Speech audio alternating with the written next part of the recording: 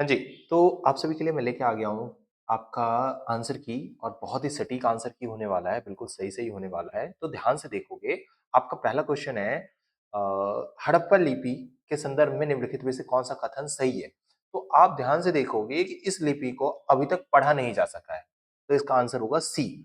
अगला क्वेश्चन है हड़प्पा के लिए किस स्थल पर मिट्टी के बने हल के प्रतिरूप मिले थे? तो ये मिला था मिट्टी के हल का प्रतिरूप बनावली और चोलिस्तान।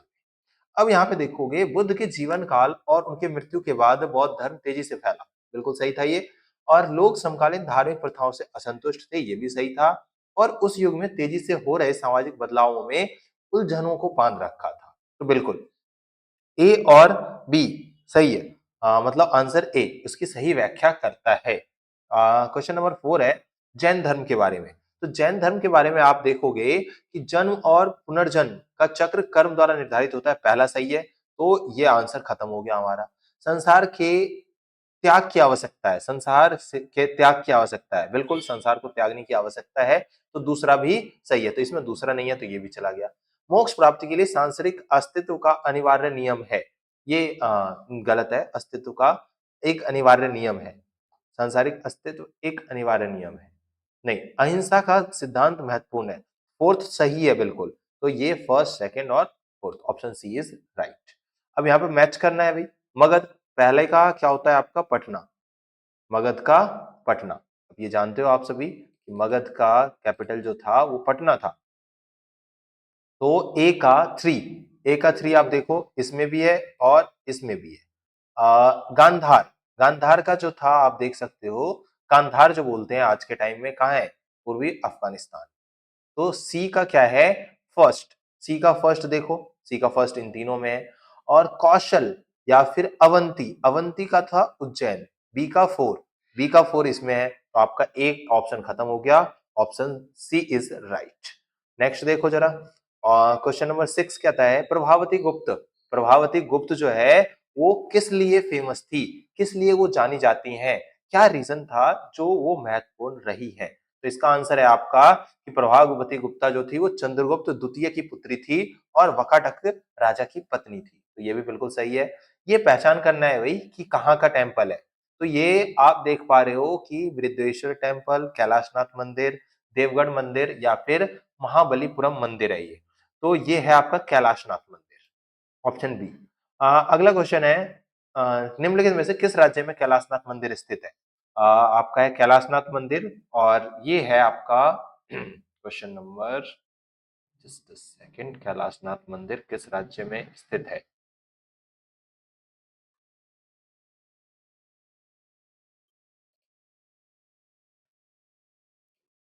तो आप सभी ये फोटो देख पा रहे हैं, ये कैलाशनाथ टेम्पल है और ये एलोरा में है। कहाँ है? एलोरा में। और एलोरा जो है वो आपका महाराष्ट्र का हिस्सा है। कहाँ का हिस्सा है भाई? महाराष्ट्र का। अगला क्वेश्चन है अलब्रूनी के बारे में। अलब्रूनी का प्रमुख कार्य जो था किताबुल हिंद, उसका क्या था मेनली? तो वो भारतीय संस्कृति का दस्तावेजीकरण करना चाहता था, ये था, ये याद रखोगे आप। अगला क्वेश्चन है इब्न बतूता के ऊपर। इब्न बतूता ने अपनी जो यात्राएं की है उससे क्या सीखा था? तो वो है सांस्कृतिक योग्यता और कौशलता के बारे में वो जान पाया था। अगला क्वेश्चन है निम्नलिखित में से कौन से कॉलिन मैकेंजी के संदर्भ में बिल्कुल कथन सही है? तो हम्पी के भवना अवशेष जो हैं 1800 ईस्वी में उसके द्वारा प्रकाश में लाए गए, ये बिल्कुल सही है। ईस्ट इंडिया कंपनी का अधिकारी था, मानचित्र तैयार करना चाहता था, ये फोर्थ राइट नहीं है। तो फोर्थ इसमें भी है, इसमें भी है, इसमें भी है। तो answer A is the right for 10th question. अब है 8, ये अगेन रिपीट हो रहा है तो इसको, हाँ 11th क्वेश्चन है, ये पूछ रहा है कि कहाँ कहाँ से। तो अफनासी निकितिन, निकितिन रूस से था, अब्दुल रज्जाक फारस से था। तो सी का फर्स्ट इसमें भी है और इसमें भी है। और ए का सेकंड बस इसमें है। तो आंसर आपका क्या हो गया? आंसर बी हो गया इसका 11th। अगला क्वेश्चन है 16वीं और 17वीं शताब्दी के भारत के कृषि इतिहास को समझने के लिए प्रमुख स्रोत कौन सा है? तो आईने अकबरी। आईने अकबरी से हमें इन चीजों के बारे में पता चलता है। भारत के जमींदारों के बारे में सबसे उपयुक्त, तो जमींदार किसानों के लिए शोषक वर्ग थे, ऐसा तो था, लेकिन राज्य की ओर से क्या करते थे वो राजस्व कर एकत्र किया करते थे, कर वसूला करते थे। अगला क्वेश्चन है भाई क्या है ये, कबीरदास के बारे में। तो कबीरदास क्या करते हैं, ईश्वर के बारे में सरल और उनके संबंध की खोज करने की कोशिश करते हैं। 1855 के जो संथाल विद्रोह था उसका मुख्य कारण क्या था? तो इसका मुख्य कारण था भाई भारी कर और भूमि अधिग्रहण, 15वें का डी। 16वां क्वेश्चन है इस्तमरारी बंदोबस्त, इसमें क्या था, ये जो था बंगाल की तरफ एरिया में लगाया गया था, तो दक्कन तो आना ही नहीं चाहिए, तो ये वाला हमारा इसका आंसर है, मतलब ये उससे संबंधित नहीं है, विषम है, ये अलग है। अगला है शाहमहल कुंवर सिंह। कुंवर सिंह का आप जानते हो आरा से थे, तो फर्स्ट बी का क्या है, फोर्थ, बी का फोर्थ एक में ही दिख रहा है आपको, तो आंसर ये। अगला है, इनमें से सबसे पहले क्या हुआ था? संविधान निर्माण 1946 में शुरू हुआ था, जलियांवाला बाग 1919 में हुआ है, 1919 में, भारत छोड़ो आंदोलन 1942 में, ये 1931 और 32 के आसपास है। तो सबसे पहले क्या हुआ है, सेकंड, तो देख लो सेकंड इसमें भी है और इसमें भी है, और सबसे लास्ट में क्या हुआ है, फोर्थ, तो सबसे लास्ट में फोर्थ इसमें है बस, तो ये होगा आंसर। अगला है लॉर्ड वेलेस्ली। वेलेस्ली के बारे में है, सहायक संधि की मुख्य विशेषता निम्नलिखित में से कौन सी थी? अंग्रेजों द्वारा लाई गई मुक्त व्यापार नीति, नहीं। अंग्रेजों द्वारा देसी सेना का रखरखाव, अंग्रेजों द्वारा पश्चिमी रीति रिवाजों को लागू करना, नहीं। अंग्रेजों द्वारा देसी क्षेत्र की सुरक्षा, ये कह सकते हैं। क्या था, डी आंसर, सहायक संधि का। अगला है झंडा समिति, नियम समिति, राज्य समिति, संविधान सभा के प्रमुख समितियों के नाम है और उनके जो ये सूची के नाम है, तो इसमें पूछा है कौन सा जोड़ सुमेलित है? तो देखो जरा, राज्य समिति, संघ शक्ति समिति, हाँ, तो ये आपका बी आंसर सही है, पंडित जवाहरलाल नेहरू।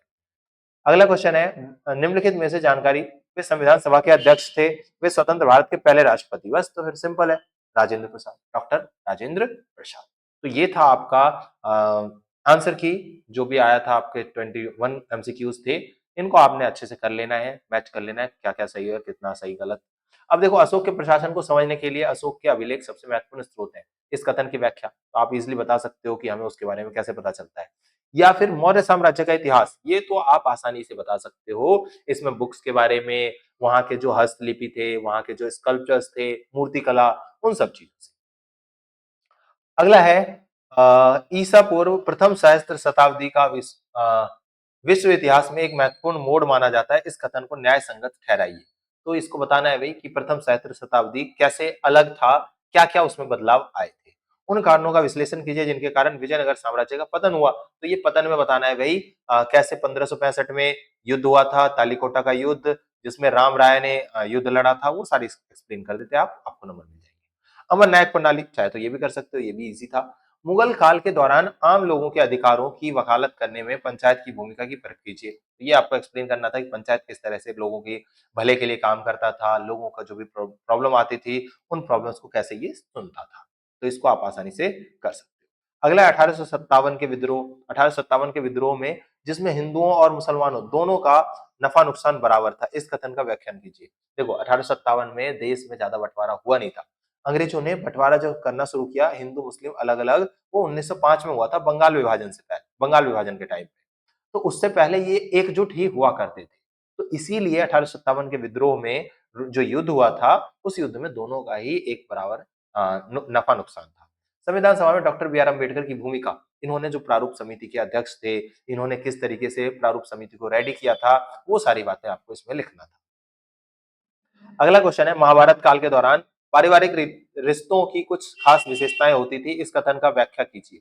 भाई इसमें आप पूरा शादी का क्या तरीका था, लोग आपस में किस तरीके से जुड़े हुए थे, वो सारा एक्सप्लेन कर देते। राजस्व क्षत्रिय कुल में जन्म लेने का शायद ही निर्भर करता था, बल्कि यह हर उस व्यक्ति के लिए होता था जो समर्थन और संसाधन जुटा सके। तो इसमें बेसिकली आपको कर के बारे में, टैक्स के बारे में पूरा एक्सप्लेन करना था। फिर गुरु नानक देव की जो भी शिक्षाएं हैं, उन शिक्षाओं के बारे में एक्सप्लेन करना है।